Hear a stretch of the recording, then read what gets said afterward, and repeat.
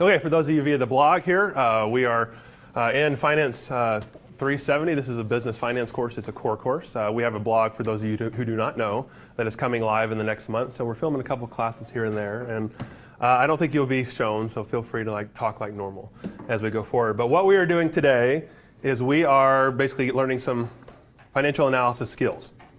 And so I have a packet of information for you. This is Alcatraz Corporation. So we got a balance sheet and an income statement. If you're watching via the blog, I think we're going to put it on the blog post as well. We have an Excel file you can download. What you're going to see here is a balance sheet and an income statement are the first two tabs. And so we have two different years, just a basic balance sheet and income statement. Just as a quick review, you got your current assets and your non-current assets, your long-term assets right there. You got your current liabilities, and here's your long-term debt, and then your equity items right here. So we got year over year for 2 years. And then we have an income statement as well for 3 years. So this is something that you might see in a little bit more complex form whenever you look at a publicly traded company and you're trying to decide, do I want to invest in this company or not? So Apple's a hot stock now. You know, they're $670 per share. They're coming out with iPhone 5. Should you invest in Apple? Well, before you do that, hopefully you download their financials and give it a little review here to see whether the financials, the underlying financials are good more than just the rumors of the iPhone 5 coming out that are driving the stock price. So what we're doing here today is we're learning some skills to look at a balance sheet and income statement to see whether this company is strong, whether the company is not strong. So on the PowerPoint slide, let's just go through a couple things here. This should be available on the web as well. We will just talk. The first thing we're going to do is horizontal analysis. And whenever we do horizontal analysis, we are just looking at change year over year. Okay, so you could do this with a number of things, even outside the financial statements. If you were trying to figure out what your percent raise was or what the percent tuition increase at Biola was year over year, you would be doing horizontal analysis. So all you're doing here is basically taking the current year minus the prior year, and you're dividing by the prior year. Okay, so just a simple example, if you made $1,000 in some summer job last year, and then this year you made $1,200, if we were putting it in the formula right here, we'd have 1,200 as our current year minus our 1,000 for the prior year divided by your 1,000. Your beginning, your base is always your denominator right there. And so you would look at this and you would say plus 20%. Okay? So we can do this on several items on the financial statement. So what I'd like us to do here is let's just flip over to our Alcatraz balance sheet. Let's start with this right here. Okay, so 2010 is our base year that we're going to be using as our denominator, and 2011 is the current year. Let's just, we don't necessarily have to go through item by item here, but take a couple minutes here and try to see what sticks out to you. Figure out the horizontal analysis, the change percentage for some key lines here where the significant changes are year over year.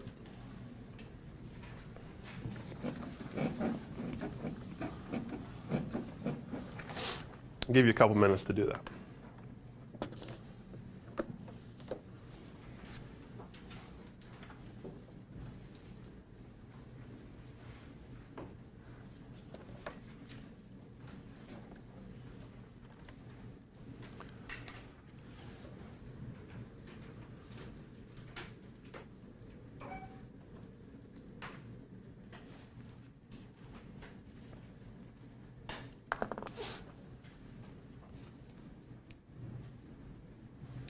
You don't need to calculate all 15 or so. Just pick a couple big ones here, and we'll just discuss those and make sure you can do the calculation as a skill set.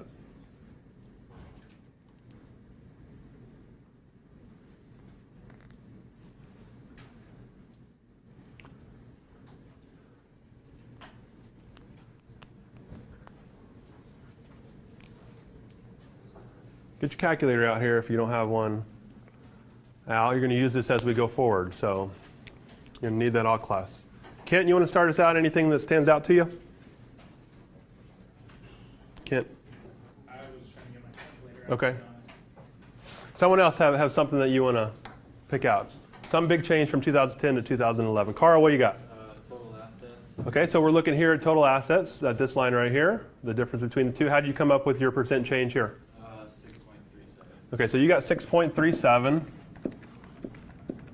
So if we were putting this in a formula here, we would say the current year, 3,588, minus 3,373, divided by which? 3,373, the base year. And let's just put that together here on the slide if I did. That cell minus that cell divided by 2010 cell And we could put it in a percent form, 6.37. There you go. Now, Carl looked at this, and total assets is important, but what you might want to do is, total assets is a subtotal. So all that's doing right there is adding up cash, accounts receivable, inventory, and property, plant, and equipment. We might have 2% here or 1%, not a big change, but there could be what we call elephants passing in the night. You could have one account going way up, one account going way down. So what we really want to do is get a little bit deeper into the actual asset lines. Kent, did you have anything there? Yeah, I got them. The total current assets. Okay. 10.28. Okay, so now you're looking at this line here. Well, I think we're kind of doing the same thing. What is total current assets? Total current assets is the sum of cash, accounts receivable, and inventory. So I'm just going to copy that cell up. And you said 10.28, was that right? Okay, so that is correct. So both of these are going up. So we're increasing the size of our business from 2010 to 2011. But these are still both subtotals. So let's put those here in yellow. What's the biggest driver of these increases? You got 4 accounts to choose from, basically. Anything going on there? Property, plant, and equipment. You want to see what this change is? So let's put that right there. I'm just copying the cell. If I wanted to calculate the cell on our own, basically for this we would have 2880 minus 2731 divided by 2731. And that number right there would be 5.46%.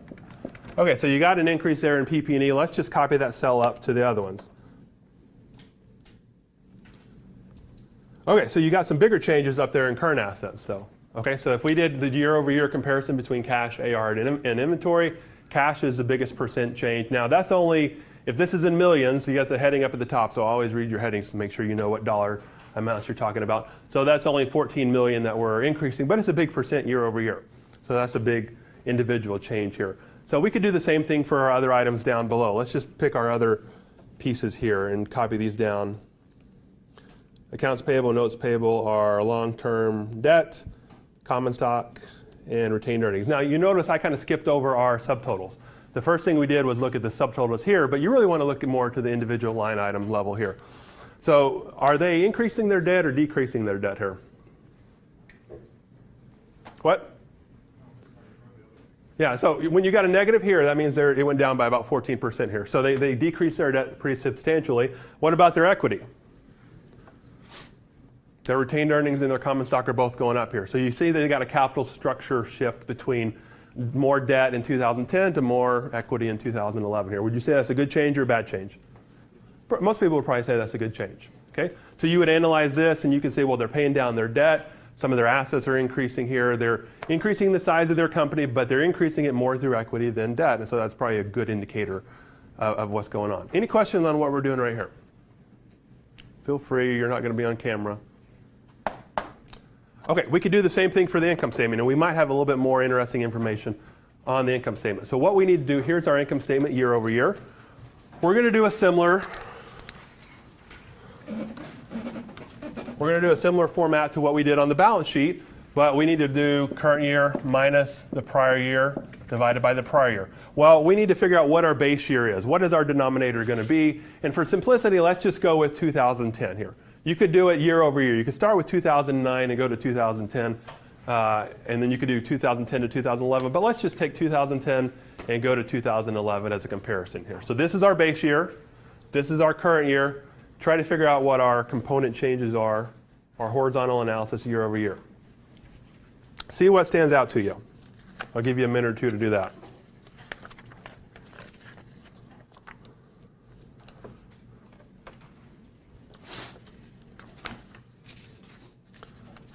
As we go through these, just so you know, on page 3 and 4, I kind of got the built horizontal analysis results there. But let's just do it on our own here on page 2.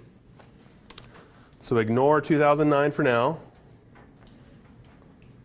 We will hide that.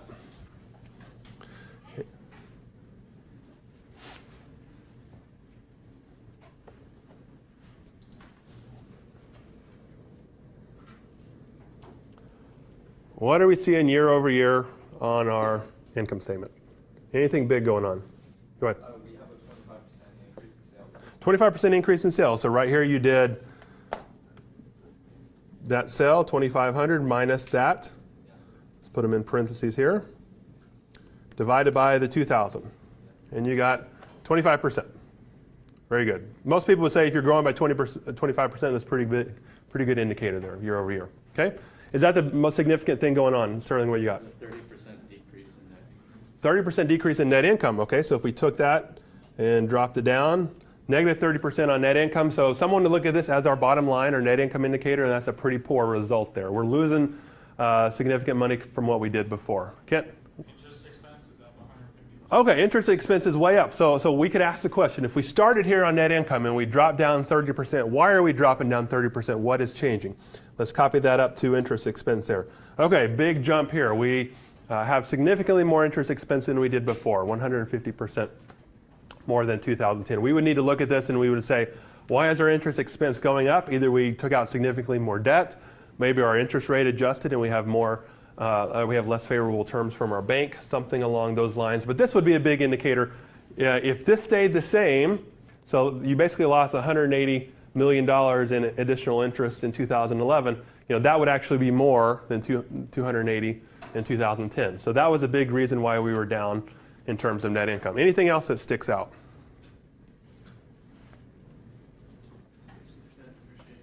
Okay, so depreciation, if I copy that up there, depreciation is also up quite a bit. Okay, so two major expenses up here are quite a bit, even cost of goods sold as well. So that was up 25%. So if we looked, taxes, we'll put that in there as well. So taxes are down, why? Because it's a percent of taxable income here. So we would expect if this goes down, then our taxes go down as well. That makes sense. But the line items that the business could actually impact themselves would really be these four things right here. Let's put those in green here. Okay, so we had a 25% increase in sales is what Jose said first. Well, that's a good thing, but we pretty much lost all the benefit of that from a more than 25% jump in our other expense items right here. So would you say income statement up, down? Yeah, it's a lot weaker than it was in 2010. Okay? All we did here was year over year, just with this simple formula right here. If you can remember this, then you can do that skill for our financials. Okay? Any questions on horizontal analysis there? Is it always current year minus prior year divided by 5? Yep. Your base year is right here, and then this is your current. Okay. Okay. Flip back over to the PowerPoint here. Let's talk about vertical analysis. Sometimes you see that called common size financial statements. Okay, so flip back over to our financials on page 1 and 2. This is where we started our balance sheet and our income statement, and I'm going to go ahead and take all this off and we'll kind of start fresh.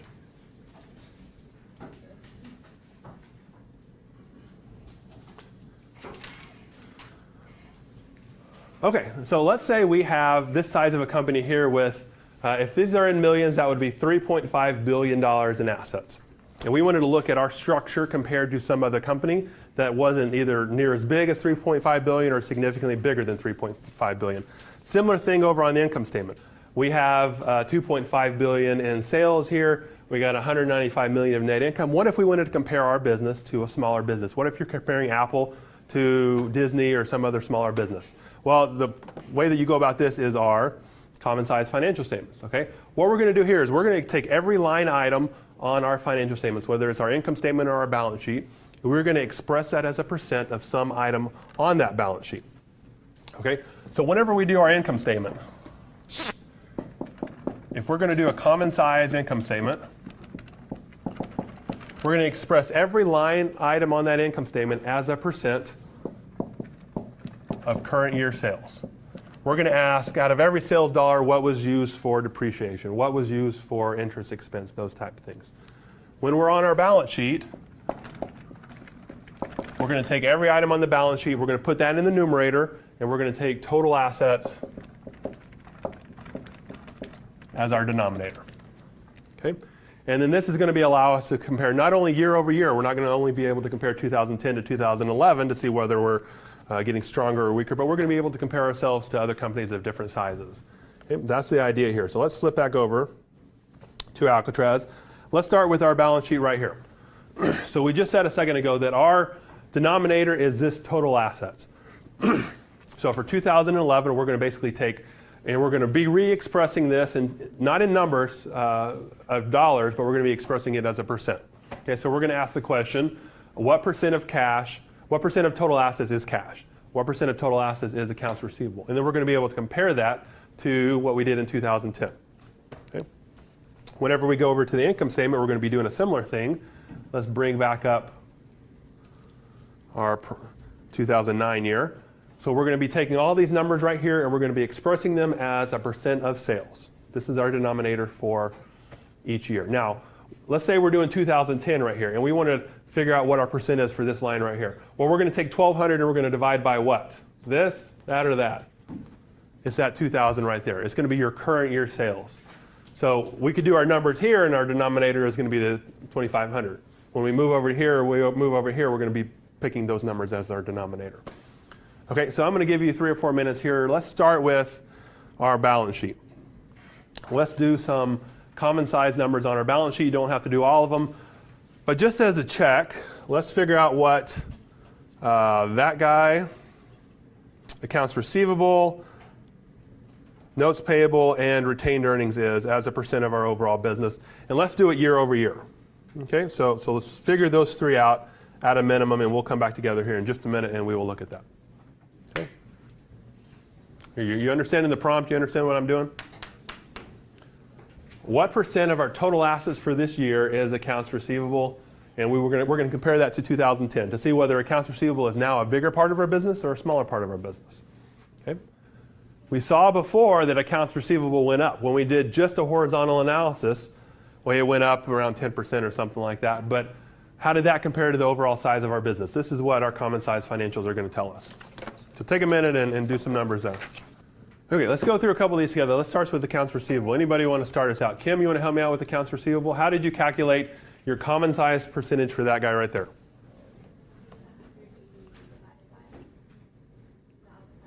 Okay, so you took this individual line item for account receivable right there, and you divided it by your total assets right there, and you said that accounts receivable for 2011 was 5.24% of total assets.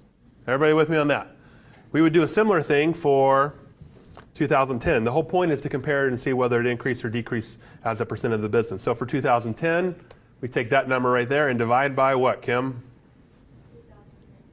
Right, the total assets for 2010. And you see that, let's get a little more data here. So they were pretty similar, but accounts receivable went up. As a part of our overall company pie, accounts receivable is now a little bit bigger pie.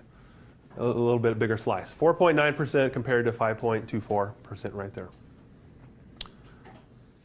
What about these right here? Bob, you want to take a stab at accounts payable? Yes, can I use my phone as a calculator? Sure.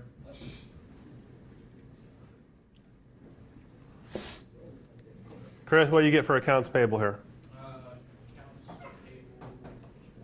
payable. Yeah, this one for 2011. What did you come up with? Oh, I got a 9.6%. 9.6. Okay, so if we take that and divide by total assets, it's rounded a little bit. So let's see, 9.59, 9.6%. Okay, is that more or less than it was in the prior year? 312 divided by the 3373. And so that one's a little bit larger as well. So these aren't major changes. These are fairly small percentages. But let's go down to retained earnings here. It looks like there's a pretty big jump in retained earnings. So if I took 2041, so that's my retained earnings for 2011, divide by the total assets, 57% compared to, in 2010, 53%. Okay, so that's a fairly big jump. That's about 3 or 4% there that retained earnings is jumping up. Chad?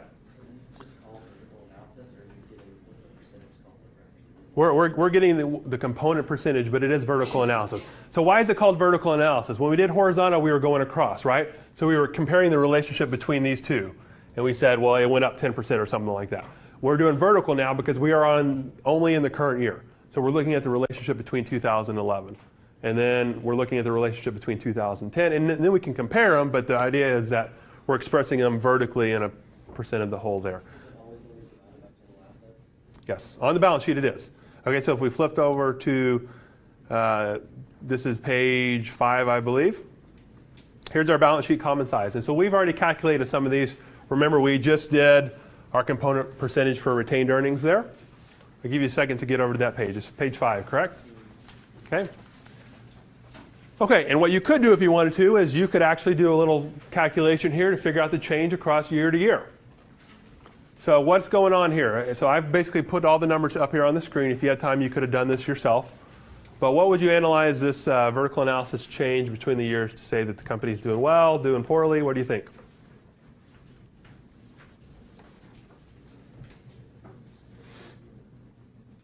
Chris, is it going the right way or going the wrong way? There's not a whole lot here, but the things that are above 1%, what do you see is going on? Why is that?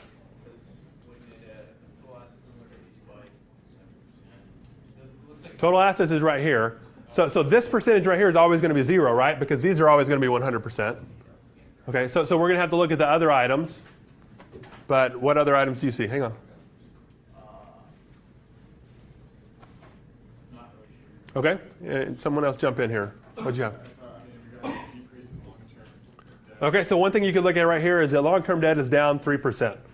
Okay, so out of $100 of assets, now we have $3 less of debt year over year. So that's fairly substantial there. Where is it moving to? We lost it here. We picked it up where? Retained earnings right there. Okay, so we basically shifted some capital structure from debt to equity, and we came up with the same analysis whenever we did horizontal, right? And we said they were moving some. Our long-term debt went down as a percent, and our retained earnings and equity went up as a percent. We kind of came to the same conclusion. This is a different way to go about doing it. Okay. What could we do with this right here, even outside of our Alcatraz company? You could take 2011 and you can compare it to some other company. Okay, so you could do the similar analysis for a different company and compare percentages and see whether, what the inventory percent of Target versus Walmart is, and see how they change year over year. Okay, let's go back to our income statement. Let's do this for our income statement. So let's do it for all 3 years here, and this shouldn't be that bad. Remember that our denominator is always our current year sales. Okay. So what we want to do is we want to trade these numbers. We want to trade the dollar numbers for percentages. What's this line going to be when we do vertical analysis or common size financials? This is always going to be 100, right? Because this divided by total sales, it's always going to be 100%. And these are going to be smaller here. So take a minute and figure out your common size income statement. Let's come back together here and let's go through these. Let's start with 2011. Kyle, why don't you help me build some of the 2011 numbers here? So if I was going to take 2011 right here, and I was going to figure out my component percentage for cost of goods sold, what numbers would I do? Cost of goods sold, which is 1,500. Okay, 1,500. Divided by your total sales, which is 25. Okay, so 1,500 divided by 2,500 is 60%. Okay, simple enough. If I was going over to 2010, how would I change that up? 1,200 over at 2,000. Okay, I'm just shifting everything to the right. Now 1,200 divided by the current year sales right there. So it turns out it's 60 as well. And for 2009, it would be 1,000 divided by 1,900. Okay, so it's going up right here. Would that be a good change or a bad change? Bad change. Cost of goods sold is an expense, right? So that's increasing. So let's look at net income here. Anybody see that something significant is going on with net income? Okay, so go ahead.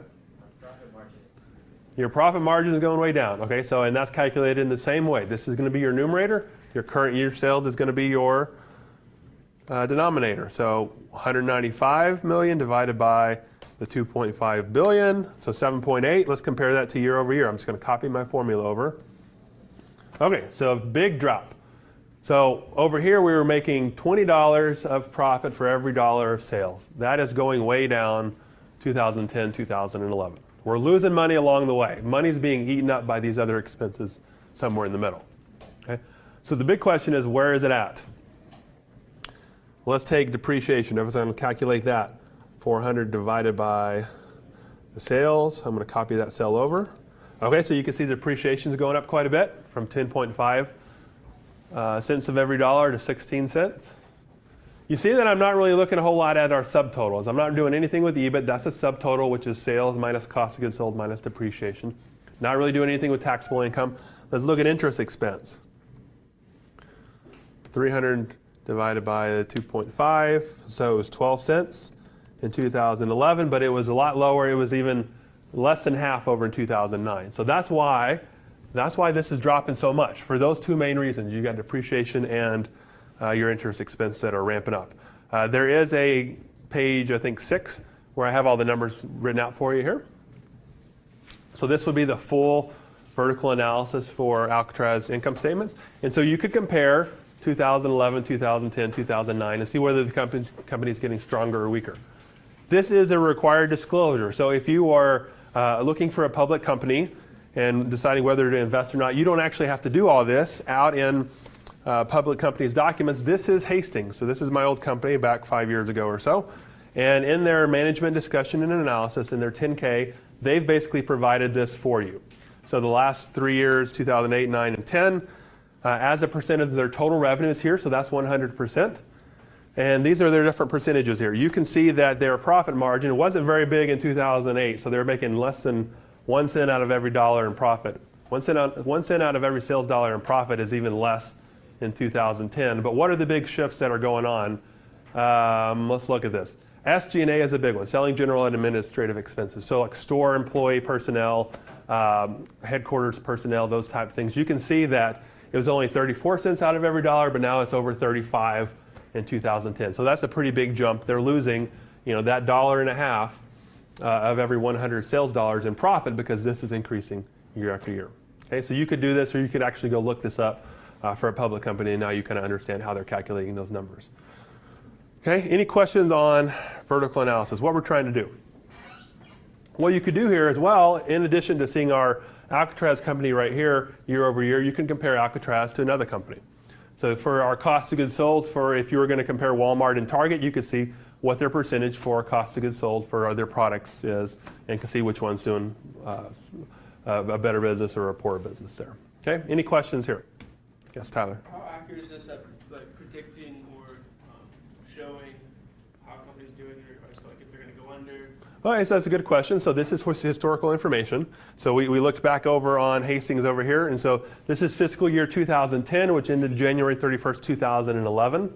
So, that's a while before. And so you can see the trends, though. So unless something significantly changed, they're not really picking up going forward. So it's not necessarily a crystal ball, but, it's a good indicator of possibilities there. Chris? Yeah, kind of just to continue on that, are most companies this consistent, or are the numbers kind of jumping across the board? Because like on these numbers are either consistently going down or consistently. Are you talking like particular Hastings right here? We'll just companies in general for years. Would you consider this consistent or inconsistent? Well, like some of them are kind of either consistently going up or consistently Uh-huh. going down. Like, is there some where it'd be kind of opposite? Like 1 year was 10%, the other was 15, and the other was 9%. Like, what's more common? Well, typically they shift, unless management changes strategy or something, they shift in the same direction year after year. Now, and there's typically not going to be a major shift. So Hastings, for example, you would expect their SG&A percentage to be somewhere between 33 and 36% year after year after year. If they jumped up for whatever reason in 2011 to 40%, that would just be a huge change.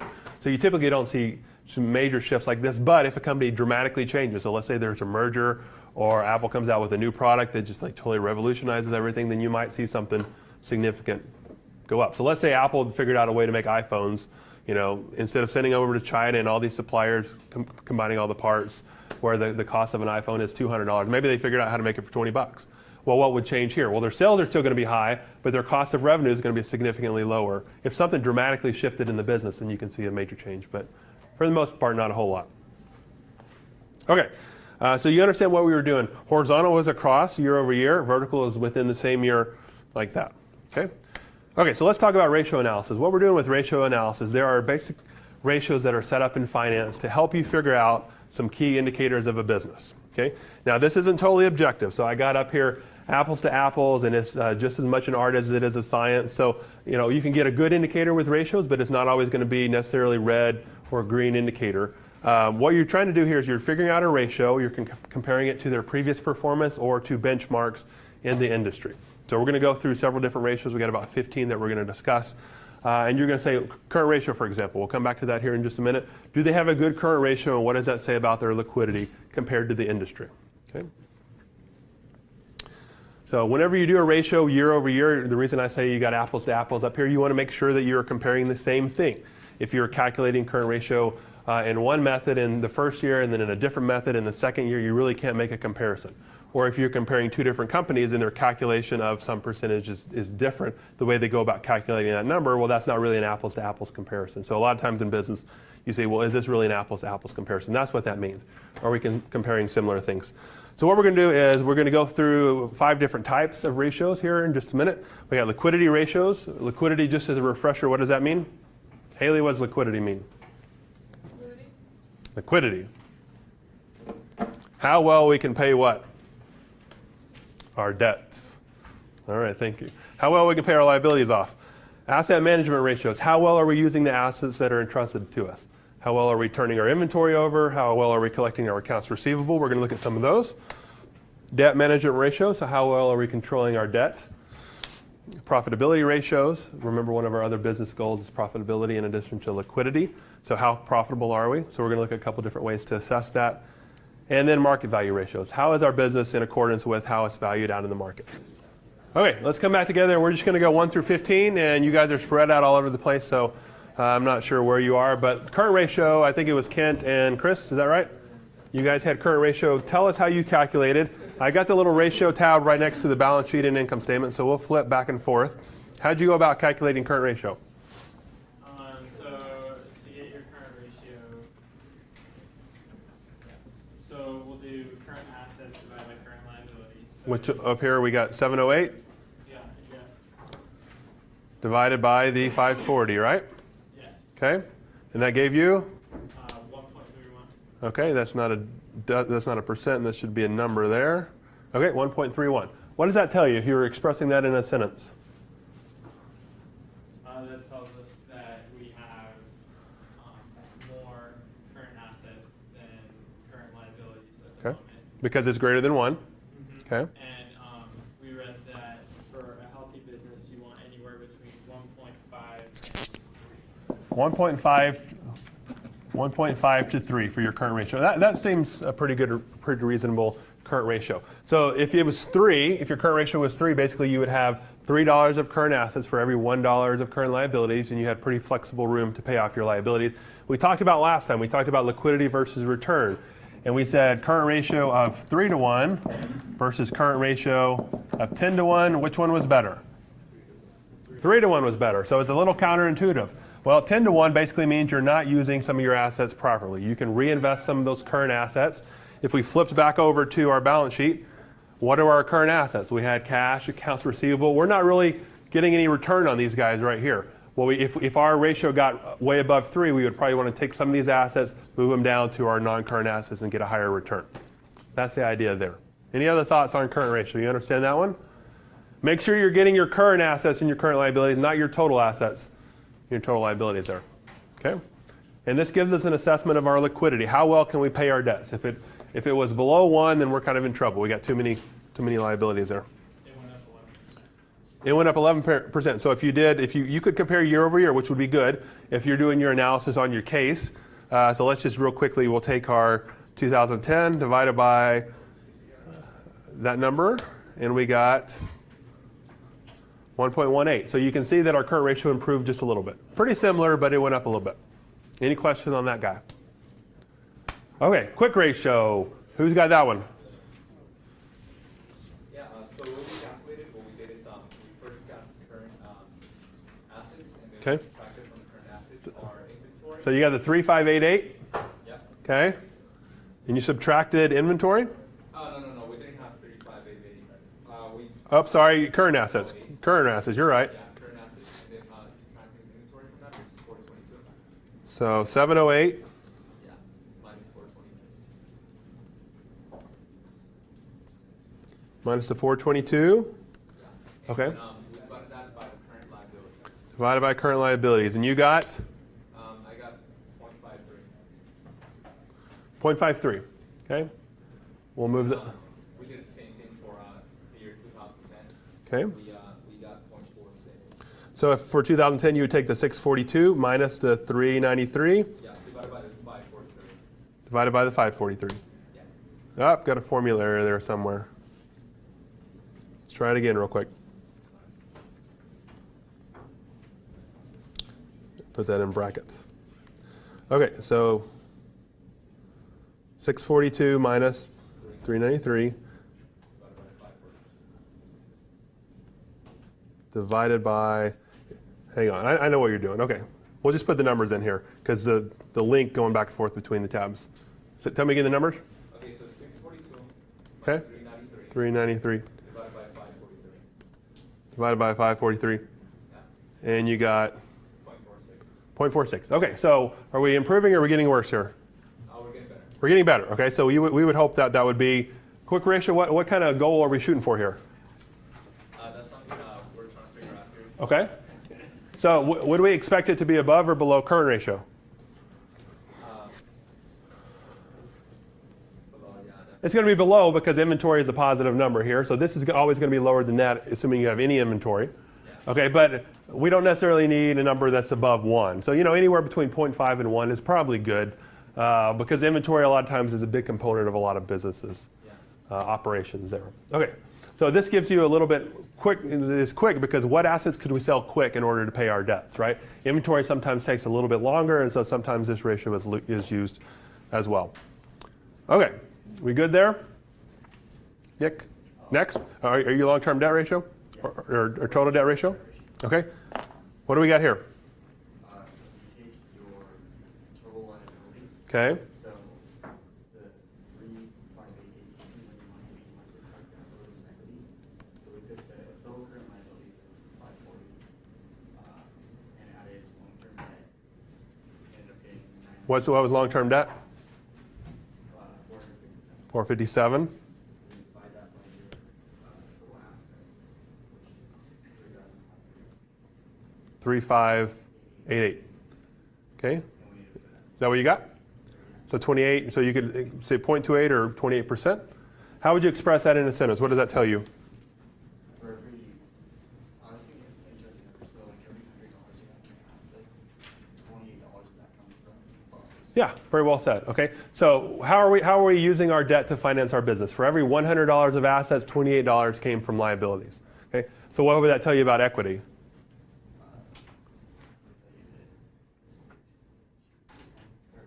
72% would be from equity, right? So you can also make an inference in terms of your equity from this number right here. Did you compare it to 2010?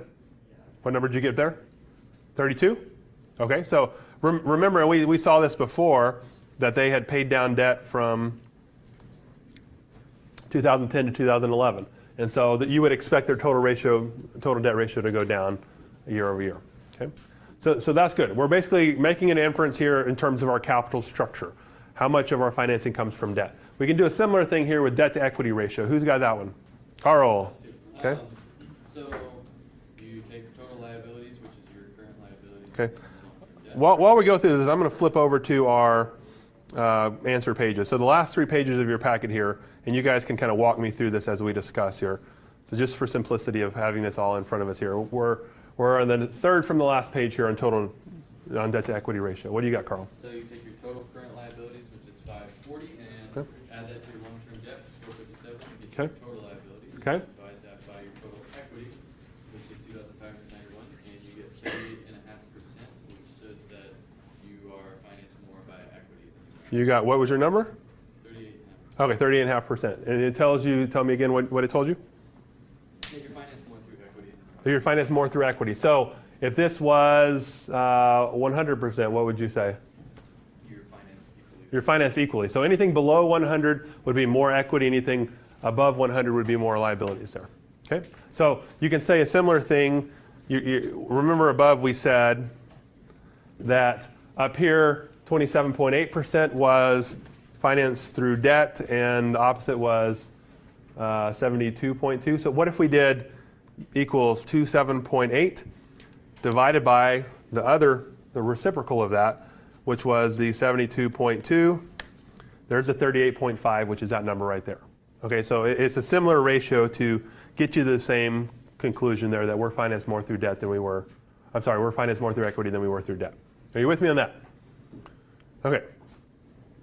Times interest earned. Who's got that? Chad. This is our income statement, and obviously one of the numbers, earnings, EBIT plus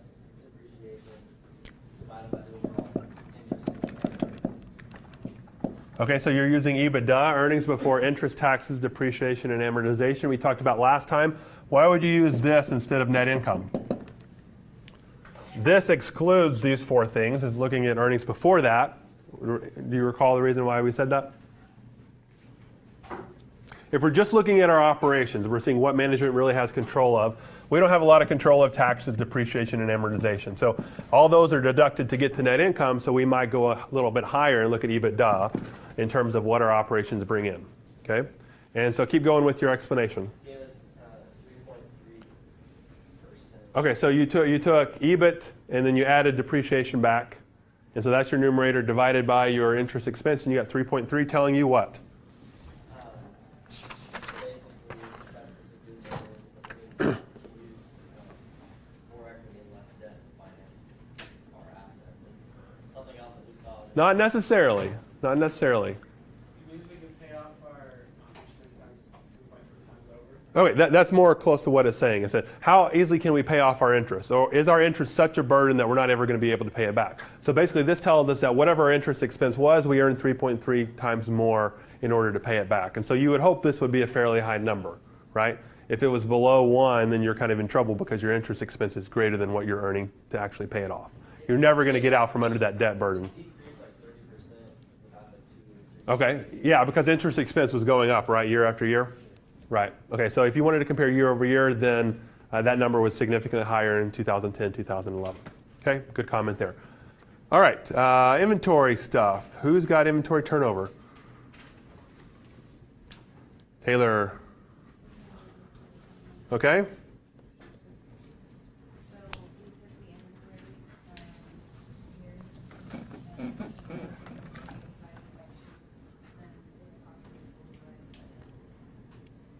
Okay, so here's our ratio up there, cost of goods sold divided by average inventory. Okay, cost of goods sold is a number on the income statement.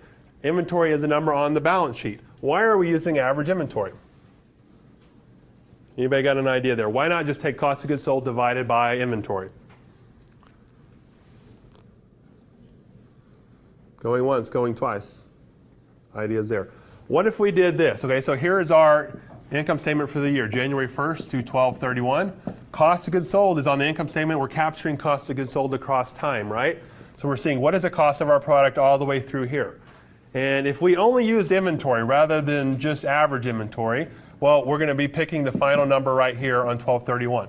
What if our inventory level was like this? What if we were going along and then we had a big sale right at Christmas and our inventory dropped to here?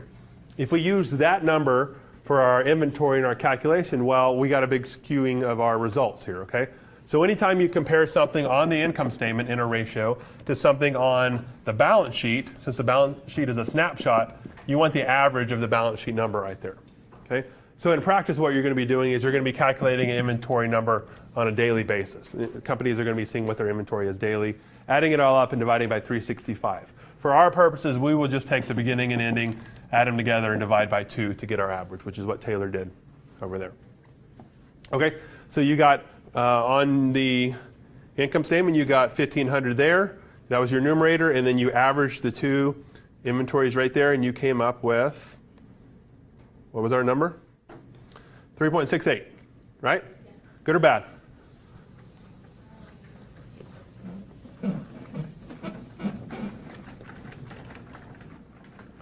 Ganna? 3.68, is that good or bad? It's amazing inventory turnover. What does that tell you if you're putting that in a sentence? It means that throughout the year, the inventory gets turned over. 3.68 times. So almost 4. Let's just round up to 4 and say that through a year we sell our inventory out 4 different times. You go to the supermarket and you want to buy some milk. That milk gets turned over 4 times a year. Depends on what you're selling. Oh, well, so it's not amazing anymore. Okay, so he just said it was amazing. Well, it kind of depends. We're selling like airplanes. We're selling very nice luxury airplanes. Okay, so he's not so sure anymore. But if it was airplanes, okay, so let's say airplanes, homes, cars, something like this. This would be a pretty good turnover, right? You're selling it 4 times a year. You would want a significantly higher inventory for bread or milk or something like that at the grocery store. So it's going to depend on the type of inventory you have. Day sales and inventory, who had that? Go ahead, guys. So we Okay, so you had to build off of this up here, right? Yeah. So you kind of had to calculate that before. So you took the 365 divided by that. Yeah, and we got 99 days for 2011, Okay. and then 124 days for 2010. So it's slowing down, right? Basically you're saying how long does it take you to sell your inventory? Okay, so if that's milk, you don't want milk sitting on your shelf 99 days. You might not be super, you wouldn't be too unhappy if it was airplanes or something like that. So it depends, just like inventory turnover. They kind of tell you the same thing. Let's go quickly through AR turnover. Who had that? Go ahead, guys. We took the sales, the total sales from the year, no, just from. Total sales for the year. Okay, so 2011 sales. 2011, then took the average inventory from 2010, 2011, not average inventory, average accounts receivable. Average accounts receivable, okay? Yeah, we got 14.16, so or they received their receivables 14.16. Okay, so basically we sold something, it sat in our receivables for a while, and we collected it 14.16 times throughout the year. Okay, so it's kind of a measure of how efficiently we're collecting our receivables. Is that a good number or is that a bad number? It also depends on what we're Maybe, but not quite as much as before, right? So receivables aren't going to go bad for milk more quicker than they are for airplanes or something like that. The product goes bad and could change. So the inventory turnover is going to be more variable, but right here, if you're above 10 or 12, if you're collecting within a month's period of time, that's probably a good ratio there. Who had average collection period? Okay. We use the AR turnover. So you're taking this, you had to calculate this first. Yeah, we're taking the 14.16 and we would divide that into 365 days. Okay. 25.77 comes out to 26 days. Okay. Which is the average amount of days it takes to turn accounts receivable into cash. Okay, good. So basically on 1/1 you sell something on AR, and then on 1/26 you collect. So that wouldn't be too bad. You're collecting within a month's period of time. So probably anything below 60 days is probably not too bad. You wouldn't want it to be too long because you're without your money there and you're having to finance your operations from other sources there. Okay, moving forward, our next one, profit margin. Who's got that? Kyle? For profit margin, it's just the net income divided by sales. It's the same as when we did the vertical analysis. Okay. You saw this somewhere else. If we went over to our common size income statement, there's 7.8%. That is our profit margin right there. Okay. So net income divided by our sales right there. And if you were expressing that in a sentence, what would you say? 7.8% of what we sell, we actually, that's the money we receive. So for selling units of $1, we get 7.8 cents off each. Okay. How much do we keep on the bottom line? Out of every $100, how many dollars do we keep? Well said. So you would typically want that to be a pretty high number. And that's going to change based on the industry. So I showed you retail. Hastings had like a 1% profit margin or less. Restaurants are pretty low as well. Technology is typically pretty high. So that could be a ratio that's going to depend on the industry that you're in. ROA, return on assets. Brenda. The ROA measures the company's earnings in relation to all of its assets and expenses.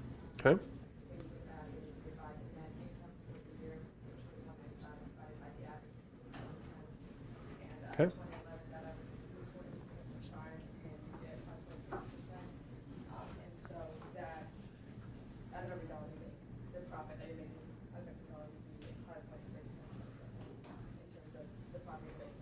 Of what you invested. Right. So this is kind of the parable of the good steward, right? So the more that you have in total assets, the more you should be expected to make in net income. You would expect net income for a big company to be higher than those of a small company. This basically averages it out so that you can compare a large and a small company here.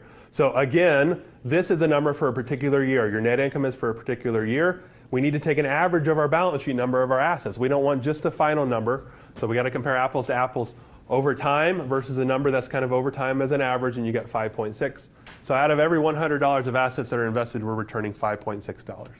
Okay, good. ROE. Who's got that one? Go ahead. Kelly. So you take the net income and divide it by the average total equity Okay. for 2 years, and it means that for every $100 that they invest, that they make 8%. Okay. But the previous year they made 11, so Okay. it's not a negative. So we saw on our income statement that that was going down. Net income was down year over year over year, and so this is actually going down as well. So for every $100 of equity, so this is our owner investment, they made $8 of net income, right? So good, we're just expressing that as a percent there. So that would be another thing that you can compare year over year. Okay, so a couple things here as we wrap up earnings per share. We're looking at actual market value measures. And these are things that are used all the time in investing. You hear this on the news. This EPS is probably the first thing that is published on a company's press release announcing their earnings. So who had EPS? You guys, who's up?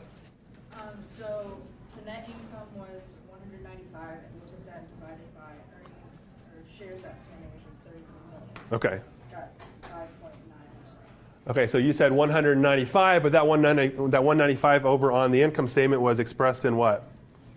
Millions. Okay, so sometimes somebody is going to do this, 195, and they're just going to put it in as 195, and then on the balance sheet it said there were 33 million shares. And so they would do something like this, 195 divided by 33 million. And you're going to get something ridiculously small and said they made no money. Well, this is really 195 million, so apples to apples, right? You need 0, 0, 0, 0, 0, 0, or take all the zeros out and do it like that. Okay? And so on our answers again, you came up with 591, right? And if you express that in a sentence, what does that tell us? For each share made $5.91. Okay, so each share, what was their profit allocated to that particular share? $5.91. PE ratio, we're almost done here. Hang on for just a second. PE ratio, go ahead. Yeah, PE ratio was basically just taking out 5.91. Okay, so we had to calculate this first. Yeah, which we want, and then you divide it by the amount each share is worth. Okay. Which came out to 14.49, which for rating that is actually the average. And it's the ratio between what you're paying for and what you're earning on the stock. Okay, good. Okay, and so this is another thing. If you go out to Yahoo Finance, this is going to be published, and this is an active thing that you track in finance. So this is from the previous 12 months. This changes every day, right? So your price goes up and down. So your PE ratio actually changes every day, every couple hours as well. And so as we go through all these, we got to figure out whether they're good or bad, just like we were talking about our inventory turnover. So 15 right there, that's probably about average. And so I got a couple notes here you can read through. 15 to 20 is just about average. What do you think Apple is right now? What do you think Google is right now? Some of these tech stocks, their price is way up. Their earnings aren't quite up to that level, and so they have a very high PE ratio. So you're paying a lot for what they're actually earning. Why would you do that? One of two reasons. Go ahead.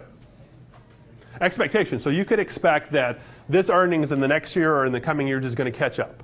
Okay, so we have high expectations for the future, or maybe that price is just way too high. Maybe the market has overinflated it and it's not justified. So you kind of got two different options there, one positive and one negative. Market to book ratio.